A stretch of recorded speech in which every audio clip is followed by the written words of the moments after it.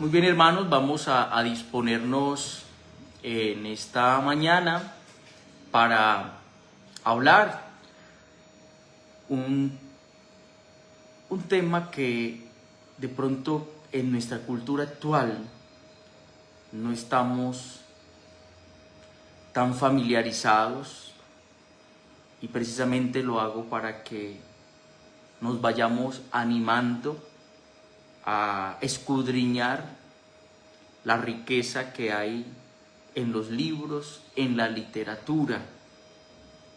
Hoy por hoy somos una sociedad que poco lee, que poco se acerca a la riqueza de los clásicos, de los grandes escritores, grandes obras, grandes libros, que son un pozo de sabiduría para nosotros,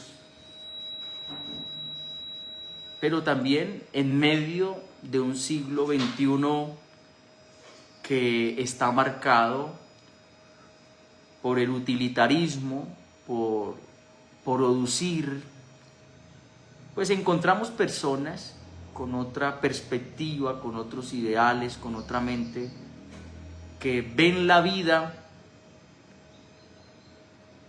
desde otro punto de vista y buscan un estilo de vida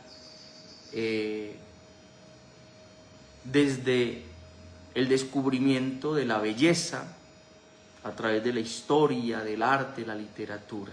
Yo les comento que hace unos días tuve la oportunidad de hablar con un joven de aquí del pueblo. Estamos hablando del municipio de Iznos, al sur del departamento del Huila. Y me encuentro con la grata sorpresa de que este joven se encuentra estudiando literatura. Casi la mayoría de nuestros jóvenes, pues, no se van por la rama de las humanidades, de buscar carreras como la filosofía, por ejemplo, la música, el arte, la literatura. Muy pocos, porque al final estamos muy mentalizados que son carreras que quizás no prometen un futuro monetario, son carreras que no producen. Y entonces está ya la mentalidad desde el colegio, quizá los padres de familia, de inculcar en sus hijos como que estudien algo que les sirva, algo práctico para la vida, que usted garantice su sostenimiento económico. Y por eso me llenó de alegría y de gozo ver, hablar con un joven que estudia precisamente literatura, una de las carreras que los que nos gustan las humanidades soñamos también hacerla. A veces es imposible uno abarcar todas esas carreras de humanidades que uno quisiera realizar por el tiempo, por cuestiones de edad también. Sin embargo, quería partir de esta experiencia porque a través de ese conector del joven haberme compartido que estaba estudiando literatura, se generó un diálogo, se generó un momento especial y empezamos a hablar de algunos autores.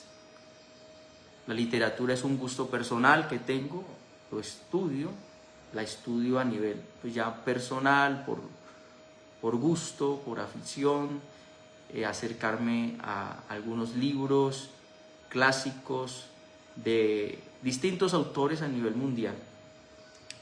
Y me decía el joven que le admiraba que el nuevo Papa León,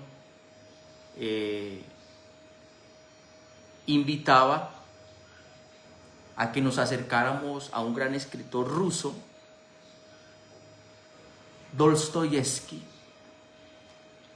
y empezamos a hablar a partir de Dostoyevsky, de algunas de sus obras, como Los hermanos Karamazov, y todo ese pensamiento de la literatura rusa. Nos detuvo un momento a hablar. Esto es importante, hermanos, que nosotros no dejemos de lado el estudio de las grandes obras literarias. Nosotros tenemos a Gabriel García Márquez en Colombia.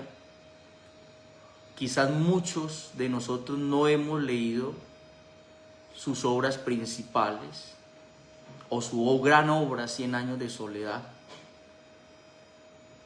Latinoamérica ha producido grandes escritores. Reconocemos que la época de los años 60, 70, esa época dorada de la literatura latinoamericana, reconocida como el boom latinoamericano, donde grandes intelectuales se unieron, fueron una sola fuerza literaria y empezaron a producir el boom latinoamericano del cual hizo parte nuestro escritor colombiano Gabriel García Márquez, del cual hizo parte Julio Cortázar, argentino, del cual hizo parte el escritor peruano Vargas Llosa, del cual hizo parte el escritor mexicano Carlos Fuentes. En fin, todo el mundo puso la mirada en los años 60, 70 en la literatura latinoamericana por ese movimiento conocido como el boom latinoamericano. ¿Y por qué es importante acercarnos a la literatura, al arte, a la música, hermanos? No todo en la vida es trabajo, no todo en la vida es plata, no todo en la vida es hacer carreras que produzcan dinero, hermanos. Qué triste sería la vida si la redujéramos a eso. Vea, Dios precisamente ha dado a algunas personas ese don, el don de crear a través de la literatura, de crear sentimiento, de transmitir la vida misma a través de la literatura, a través de la música, a través del arte, la pintura, la arquitectura, la escultura, porque son realidades a las cuales nosotros nos acercamos, primero, como un pozo de sabiduría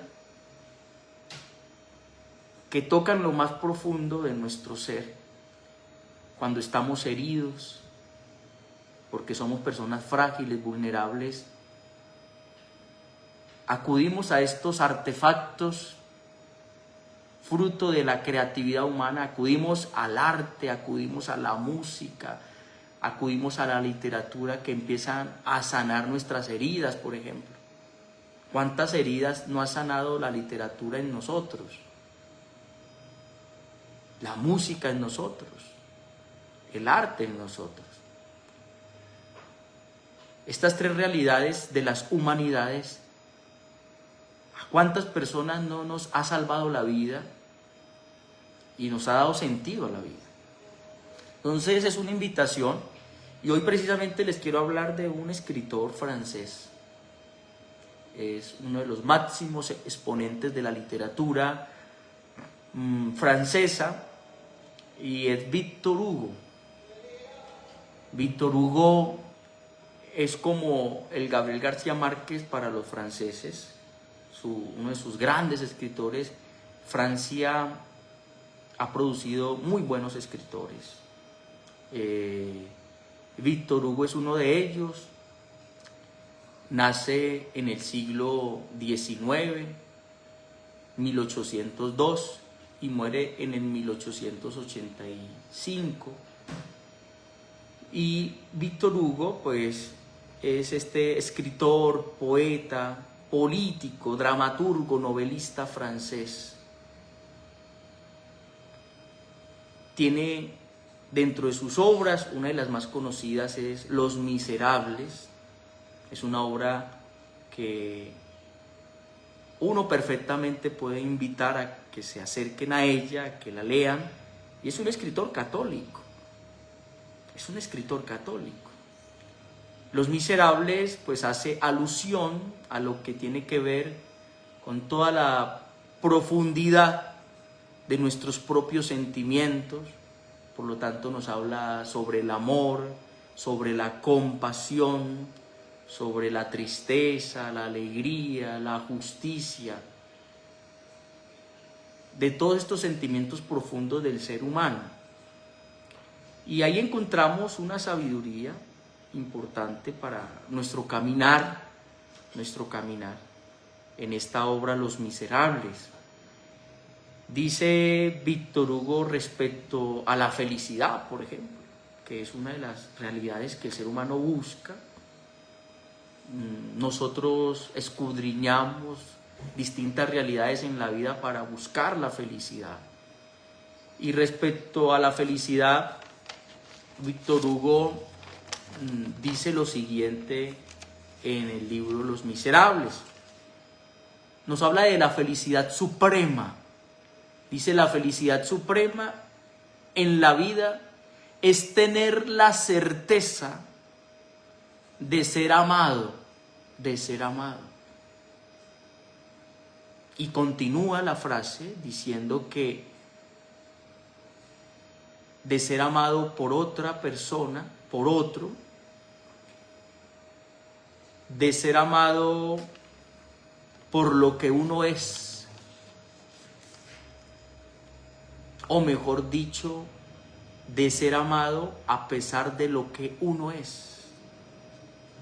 Entonces esa es la felicidad suprema, el sentir la certeza de ser amado, y de ser amado por lo que uno es o a pesar de lo que uno es. Esto de sentirse amado es importante, y yo creo que es el combustible de nuestra felicidad, el sentirse uno amado. Y yo creo que el mensaje cristiano al final también tiene ese fundamento. Nosotros en la predicación, a través del querigma, que es el primer anuncio del cristianismo, que lo seguimos practicando, es dejar claro que somos criaturas amadas por Dios, que Dios nos ama. Esa es la fuerza del mensaje cristiano. Dejar una certeza en el hombre que hay alguien que nos ama y que hay alguien que nos amó primero, a pesar de lo que somos. A pesar de lo que somos. A nivel terrenal, nuestras madres nos aman a todos los hijos, a pesar de lo que somos. Esa certeza de que hay una madre que nos ama es la felicidad plena. Víctor Hugo tiene en su lenguaje, en sus obras, pues la esencia también de la fuerza del mundo cristiano, y esa es la felicidad realmente, la certeza de sentirse uno amado. Nosotros no amamos a alguien porque sea perfecto. Si esa fuera la razón o el fundamento por la cual amáramos a los demás, difícilmente entonces practicaríamos el amor hacia el otro, porque tenemos imperfecciones, porque tenemos margen de error, porque tenemos fragilidades. Somos seres, sí, llamados a la perfección, a mejorar, pero amamos porque amamos. Amamos a la otra persona porque estamos hechos para amar, a pesar de.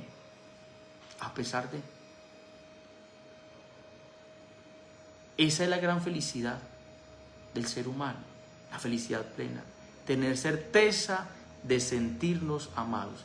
Y estamos en un mundo que esa certeza se debilita. Hay personas que han experimentado el abandono desde el minuto cero de su vida, por ejemplo.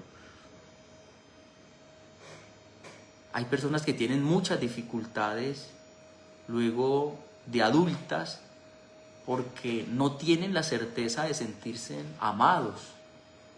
Entonces padecen realidades como depresión, baja autoestima. En estos días se acercaba un joven a hablar con su madre, como lo hacen muchos jóvenes. Vienen a buscar orientación, vienen mamás para que hablen con sus hijos, con sus hijas.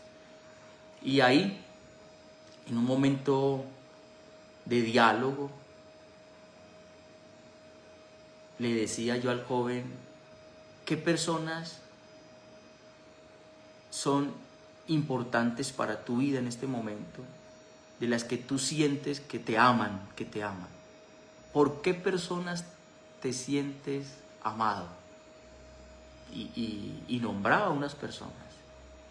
Y por ahí empezaba a decirles, vea, pues ya tienes una razón para luchar en esta vida, para salir adelante, para no desfallecer, para levantar la mirada como joven, no te quedes en tus fracasos, en tus tristezas. Si tienes certeza de que alguien te ama, vale la pena vivir, vale la pena vivir. Eso respecto a la felicidad. También Víctor Hugo habla sobre el amor, otro sentimiento profundo en nosotros los seres humanos. Y hay una frase de las más famosas de él, de este libro, Los Miserables, de esta gran obra. Dice que amar a una persona es ver el rostro de Dios. ¿Qué frase más profunda? Amar a una persona es ver el rostro de Dios.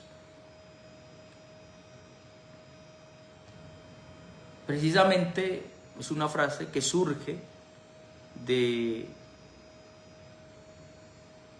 otra frase bíblica de las Sagradas Escrituras.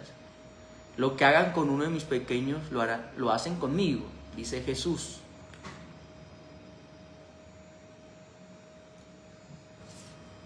Quien ama a otra persona ve el rostro de Dios. Ve el rostro de Dios.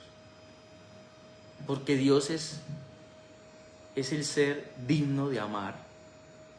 Y por eso nos invita al amor entre nosotros los seres humanos. Ámense los unos a los otros. Cuando uno ama a alguien, uno contempla el rostro de Dios en esa persona. Porque uno puede decir y puede hacer y puede sentir que está amando a esa persona con todo el corazón, como se ama a Dios, con todo su ser, con todas sus fuerzas, con toda tu mente.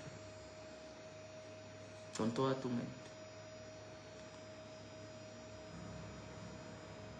Es Dios el que nos mueve a amar y el que nos enseña a amar y el que nos da la capacidad de amar, porque estamos hechos para amar. Procedemos de la fuente del amor, que es Dios. Y termino con una frase sobre la bondad, que es otro sentimiento poderoso en nosotros los seres humanos. Poderoso. Ser bueno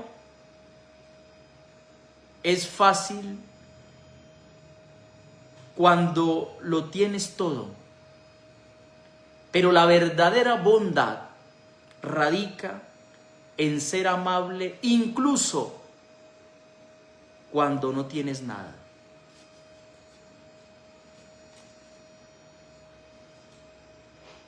Por eso el Señor decía en el Evangelio, amar al enemigo, la invitación, amar al enemigo. Porque esa es la exigencia, esa es la prueba de la fe cristiana, ese es el gran mandamiento, el amor al enemigo. Porque ¿de qué sirve? No tiene gran mérito amar a los que nos hacen el bien, amar a nuestros amigos. El reto está en amar a nuestro enemigo, ¿no? Y en esa dinámica de exigencia, apliquemos la bondad. Uno es bueno, es fácil ser bueno, dice Víctor Hugo, cuando uno lo tiene todo. Claro, si uno tiene todo, es fácil ser bueno.